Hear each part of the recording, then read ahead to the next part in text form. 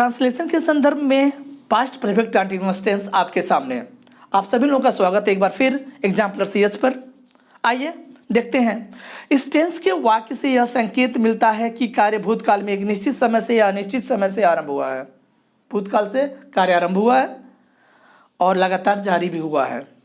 इस प्रकार के वाक्यों के अंत में रहा था, रही थी, रहे थे तथा समय भी दिया रहता है। ये आपको पता है, सेम प्रेजेंट परफेक्ट कंटीन्यूअस की तरह है। चलिए अफर्मेटिव की बात करते हैं।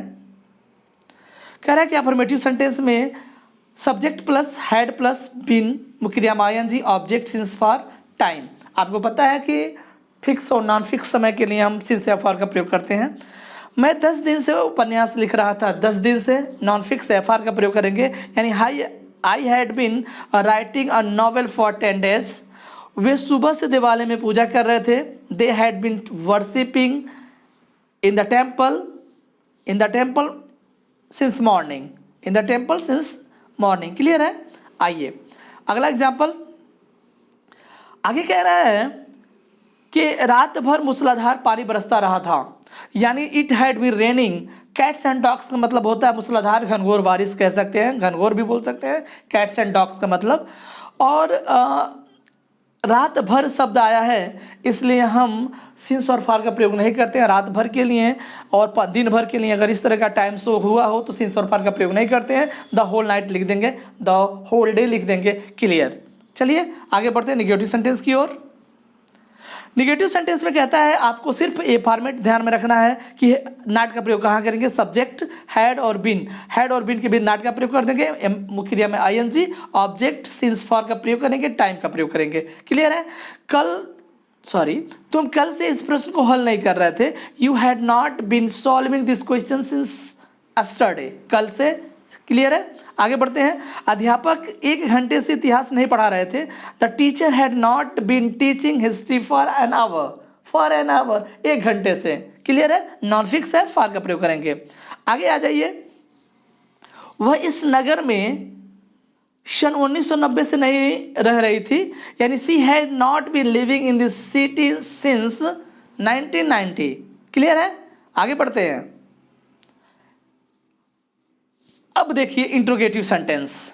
इंट्रोगेटिव सेंटेंस का आपको पता है कि जब वाक्य क्या से शुरू हो तो क्या करेंगे। सबसे पहले हैड, सब्जेक्ट, और वाक्य अगर निगेटिव हो तो सब्जेक्ट पर नॉट का प्रयोग कर देंगे, जैसे मैंने एरो बनाया है। फिर बीन का प्रयोग करेंगे, मुख्य क्रिया में ING, object since for time, last में क्वेश्चन मार्क तो कभी नहीं बोलेंगे। चलिए आइए एग्जाम्पल के माध्यम से समझते हैं।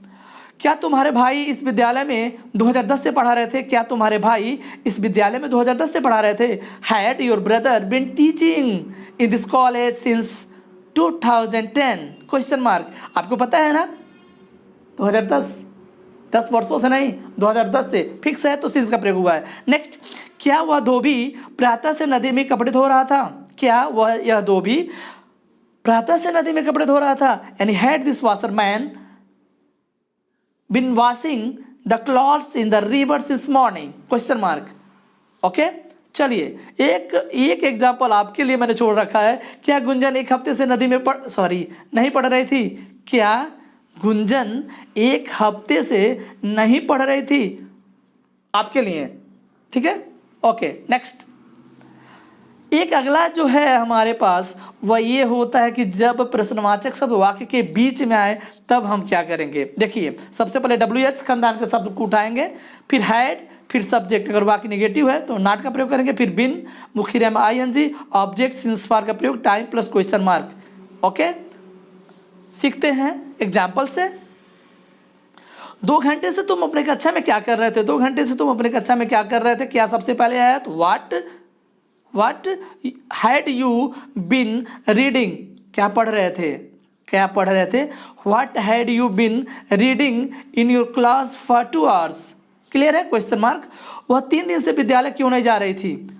3 दिन से वह विद्यालय क्यों नहीं जा रही थी। क्यों भी आया है, निगेटिव भी आया है। सबसे पहले why had she not been going to the college for 3 days question mark. Clear है।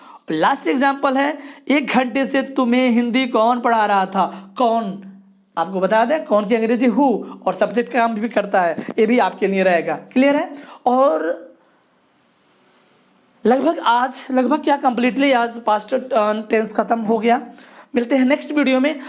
एक बात और आपसे कहना है कि अगर आपको सब्सक्राइब करना पड़े तो ध्यान रखिए, सब्सक्राइब जो लाल कलर का सब्सक्राइब लिखा रहता है, जैसे ही आप उस पर क्लिक करेंगे तो वो सब्सक्राइब्ड हो जाता है और उसके सामने आपके वेल दिखाई देगा, वेल पे ऑल कर दीजिएगा, बेल आइकन